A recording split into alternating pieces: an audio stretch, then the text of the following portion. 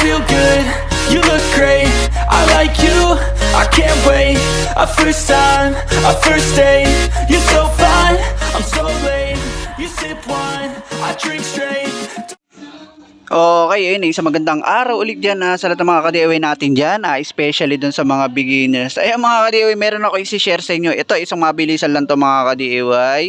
At tungkol to dito sa signal na ikakabit natin. I-flex ko na rin sa inyo mga ka-DIY itong aking ginawa. Ayan, hindi ko na pinakita kung paano ko siya sinimulan. Pero ayan kasi ay ERB, NO-ERB yan mga ka-DIY. So tingnan nyo ginawa ko sa kanya. Ayan. Ang itsura niya mga ka-DIY, ganito itsura niyan. Ayan, ganyan yung itsura niya. Parang single seater lang siya na tinutupi-tupi.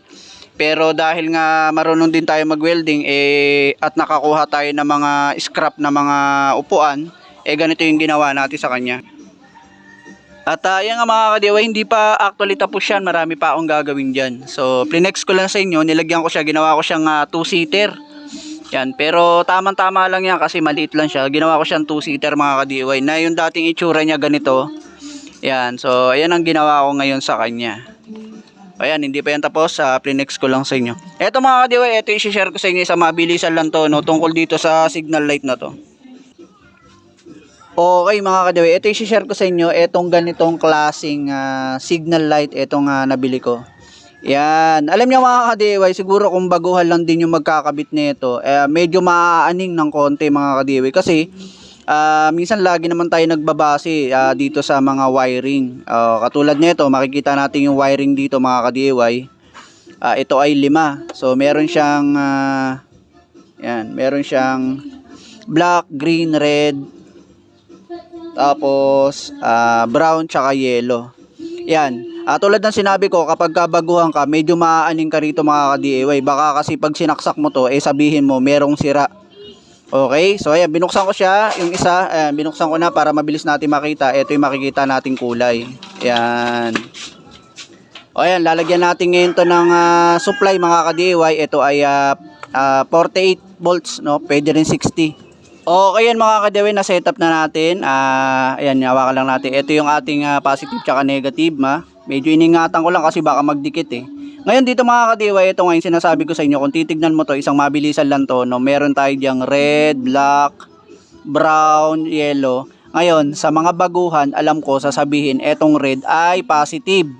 Okay, etong black ay negative. Pero ito kasi, ewan ko kung bakit ganito design dito. Etong red at saka itong black, pareha siya negative mga ka-DIY. So ayan, papakita ko sa inyo. Pareha siya negative. Ayan. Tapos, mamimili ka na lang dito. Ayan, eto, kung gusto mo yan, o kaya itong dilaw. Yan, o kaya itong green. Nakita nyo? Ngayon, tignan nyo mabuti mga ka-DIY. Aalisin ko tong pula. Aalisin ko yung pula sa negative. Hindi iilaw yung isa dyan Yan, ilaw to, iilaw to. Ayaw yung dilaw. Tapos itong green. Yan, so eto. Tsaka itong dilaw. Ibig sabihin, ang kapartner netong dilaw ay etong pula. Ang problema, etong pula, negative yan mga ka-DIY.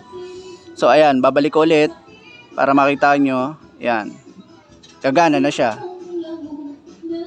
Okay, so ayun mga ka-DIY, no, isa sa ewan ko, nililito ng iba minsan. Kaya di dapat maging marunong tayo sa pag-troubleshoot ng mga wiring.